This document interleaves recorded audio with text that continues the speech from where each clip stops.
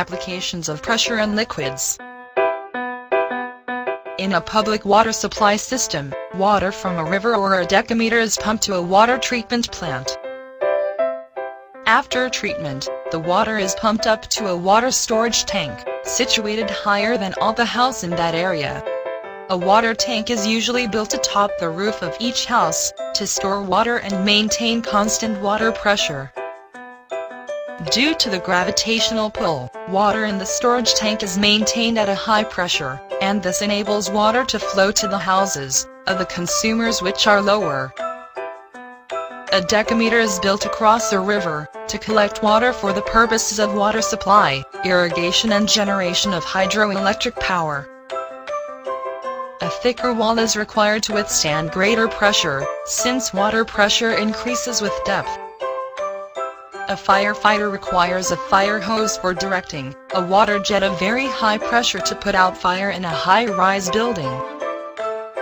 To produce a pressurized water jet, the water is accelerated by an electric pump, before flowing through the fire hose. A doctor uses a special mercury-filled manometer, called a sphygmomanometer, to measure the blood pressure of a patient. An inflatable cuff is placed around the upper arm of the patient, and air is pumped into the cuff until it squeezes the patient's arm, to stop the blood flow in the arteries. On releasing the air in the cuff slowly, the doctor takes the maximum blood pressure reading. At the instant he hears the first sound of a spurt of blood.